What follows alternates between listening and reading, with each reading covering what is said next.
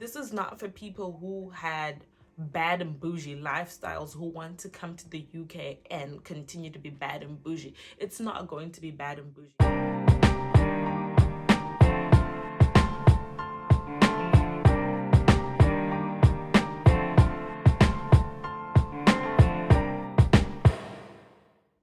Hey you guys, welcome back to my channel. My name is Tino and thank you so much for clicking onto this video.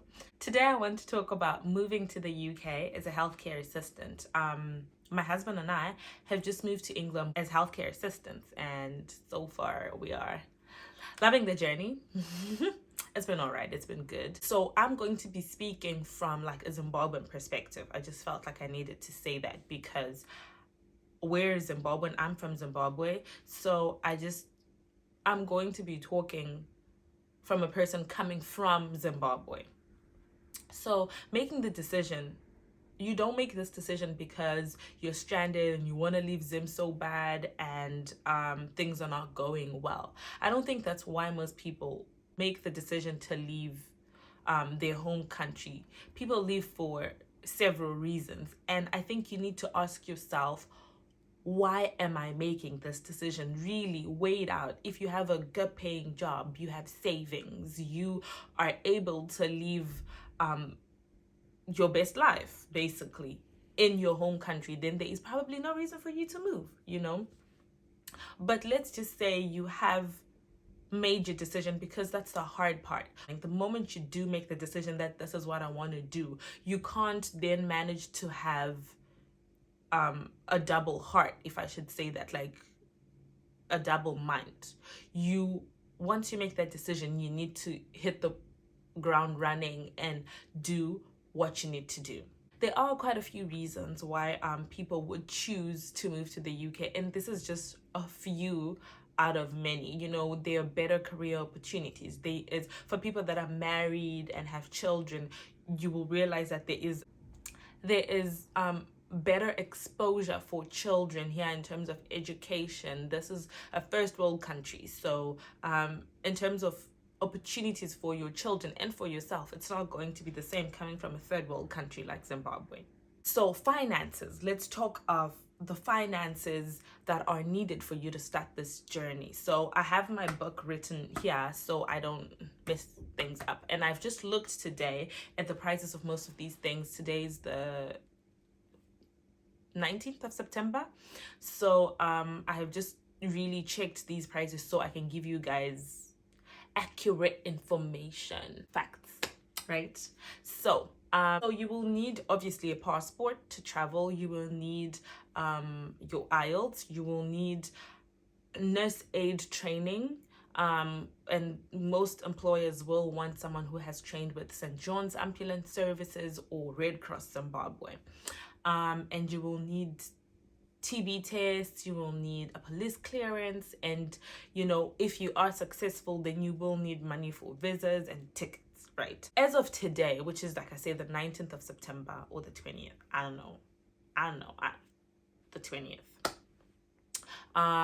you will need 120 for your passport, which is what you will get in 7 days. But I know that ever since they rolled out the new passports in Zimbabwe, that is, you can now get a passport for 240 for the 24-hour one. I'm not sure how well that's working, but I've heard that that is an option. And then you will need 340, I think, for St. John's. I asked St. John's Services today. I think their fees are ranging between 310 to 340 for their 2-week course plus 3 months of attachment. And then you will need 165 for your TB tests for one adult, and you will also need $20 for your police clearance. I know what you're thinking. I know what you're thinking. If you've been in the process, I know what you're thinking. I'm just giving you what I know and what is on the websites, like the government website, the Zimbabwean government website. If you ask them or the police, they will tell you that it is $20. That's what they said. So in terms of the process now, how would I, as someone who has recently gone through it, how would I suggest that you go about the process? Okay. It's a lot of money, right? You will need at least or almost 800 to 1,000 US dollars for you to be able to do this. But here's the thing, you don't need all this money all at once. What do I suggest you do? Because your nurse aid training is the one that will take the longest, between Fort St. John's, that is, which is the quickest. You will need the 2 weeks in class, and then you will need the 3 months of attachment. So what do I suggest you do? I suggest you enroll with St. John's Ambulance Services that is closest to you, and then you start with the classes. As you start with the classes, and this gives you time to then raise money for your IELTS, because that's the next big thing that you need to do. These are your two major expenses once you start the process. So 310 for St. John's, and then I looked at the British Council page today, and they're charging 338 for, depending on your employer. Most employers, for healthcare assistance, that is, are taking UKVI, the general one, right? So it is of utmost importance that you choose the correct exam to sit for. So you will choose the UKVI general, and then I looked at the prices today. It is 338. Once, I've said this before, once you make the decision, you can't dilly-dally. You can't have your foot in and your foot out. You need to make the decision, because I looked today on the British Council page, like if I want to book a date, as of today, the 20th of September, the earliest date you can get to sit for your IELTS exams is next month on the 29th, and that's the only date that is available. After that, there's only one other date that is available in November, which is, the 26th of November, and that's the only date as well that is available for November. But if you're a smart person and you've got the funds, the earlier you do it, the earlier you pay and you book, the better. Smart girl, smart person, smart boy, whatever. You have done your St. John's training, you have gotten your certificate, you have done your IELTS. What is next? So there's two ways you can go about it. I think I would suggest that at this point you start applying around, looking for a sponsor. Once you get your sponsor, you can then go ahead and get your TB tests and your police clearance. This is another way of doing it, but you could also already just get your TB test, get your police clearance. The reason why I'm saying that you may want to wait is you never know how long it's going to take you to get your sponsor. Your TB test is only valid for 6 months. So is your police clearance. So if it takes you longer to find a sponsor, then that means that you may need to redo your police clearance and your TB tests. So I would suggest that you start asking around, you start looking for sponsors wherever you go, where people are in the same process. When you go for your St. John's training, make a few friends, be nice, be polite. Doesn't cost you much, you know what I mean? Those are the same people, those are the people that are in the same process as you. Those are the people that will give you the most reliable information. Not always, mind you, but generally speaking. Like I said, either you wait up until you get a sponsor. Once you get a sponsor, you book your TB tests and you get your police clearance. And then, because these are mostly needed when you apply for your visa. Okay? All right. You would think that once you get your requirements ready, life gets easier. Girl, let me tell you, it doesn't. I would say that looking for a sponsor is probably the most for most people, I would say the most difficult. There are people that are lucky that have cousins, family in the UK that are willing to help them find a sponsor. But for the average Zimbabwean, it's not always easy. But you keep up the faith. You look, make friends, join WhatsApp groups, Facebook groups. There's always information being passed on these sites every day that, who knows, may help you. I got my sponsor's contact from someone that I went to St. John's with, and we've become really good friends. Shout out to my girl. Shout out to, we became good friends, and then she found a sponsor and her documentation wasn't ready, and she was just like, but I know someone, and that's how I got my sponsor, you see. So make friends. It is of utmost importance that you join WhatsApp groups. Those are the places where people are talking about what is happening. Those are the places where people are posting sponsors, and people that know people, and people that have already left know companies that are hiring. That's one suggestion. Indeed, right? Apply on Indeed, and these job searching sites. As someone who, wow, when I was looking for a sponsor, wow, I woke up and I would apply. Like, I would throw my CV at so many companies. I would just apply, right?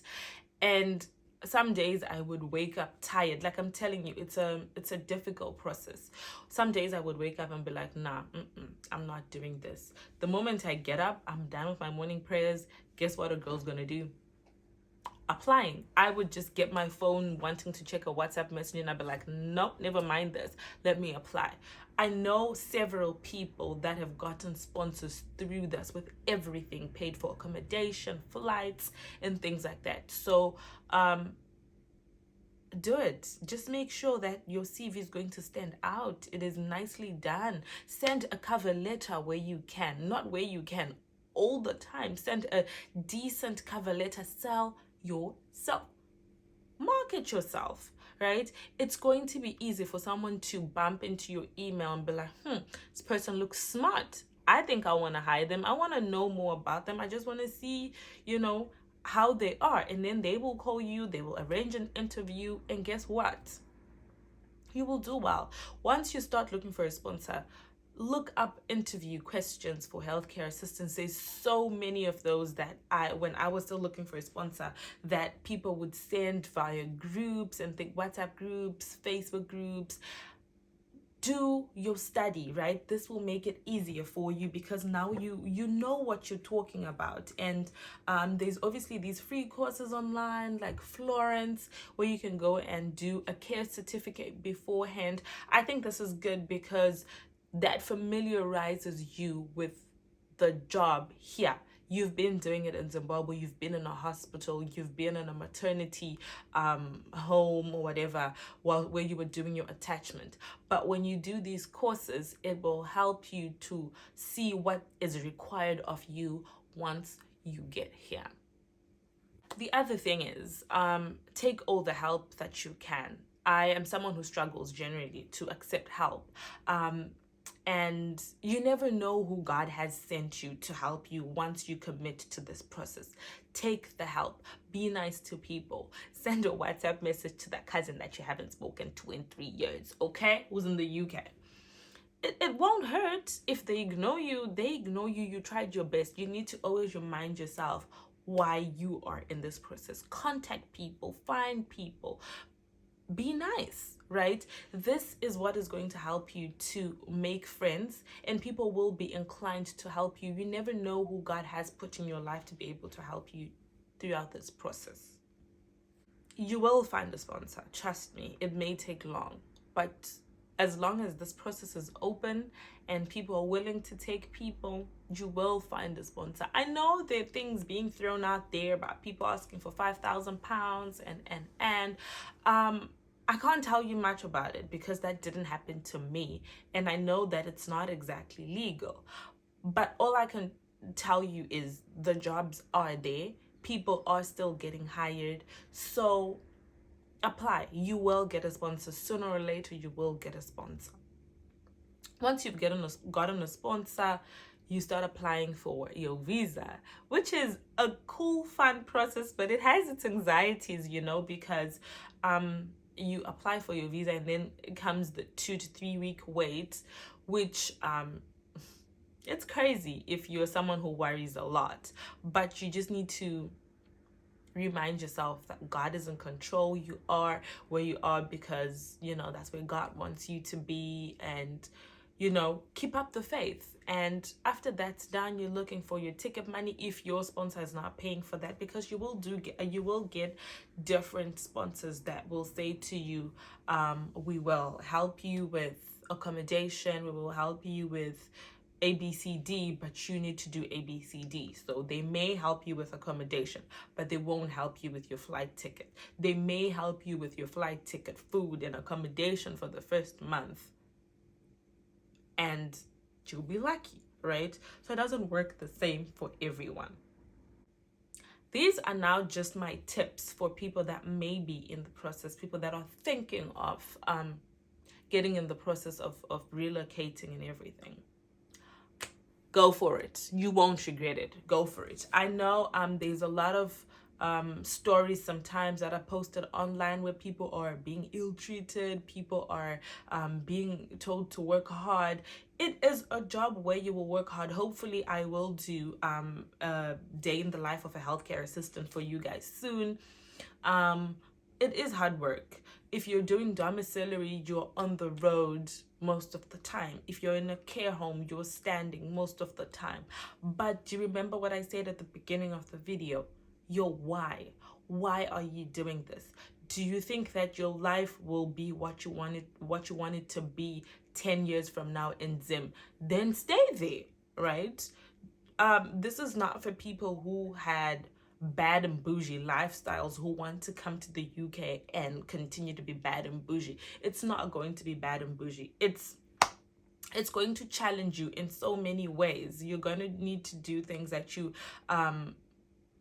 initially may not find easy to do. But you know what's good about human beings?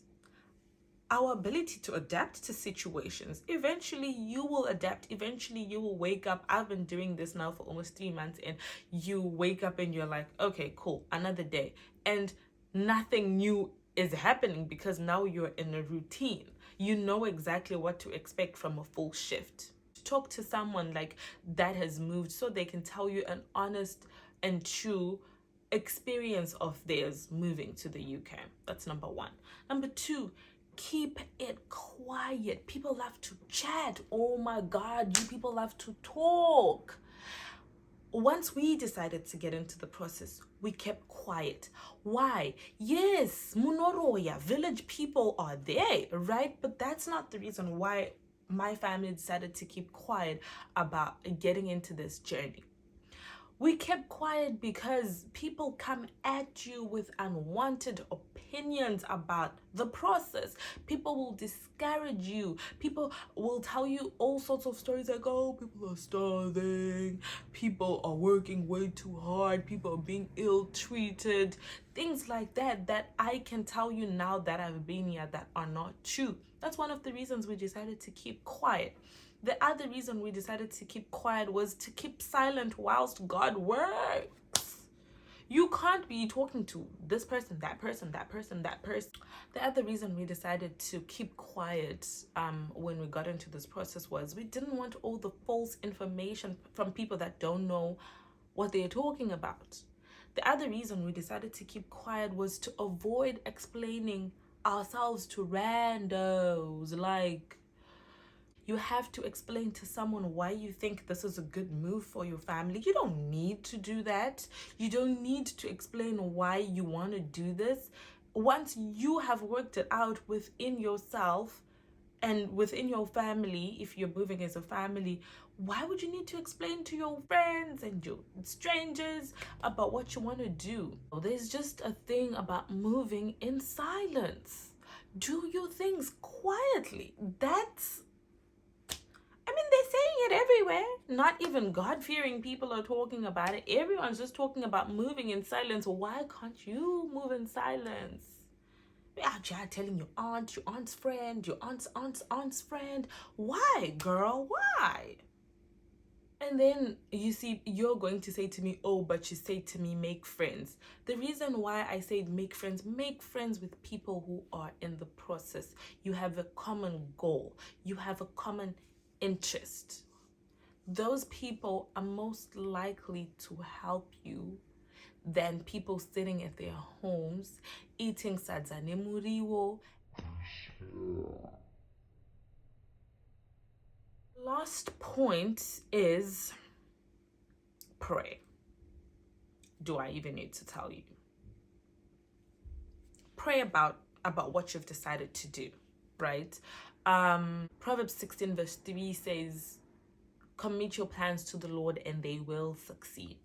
Consult the Lord in all your ways and he will direct your path. I'm a Christian. I'm someone who relies heavily, like, on God. And this process is emotionally tasking. It is financially draining.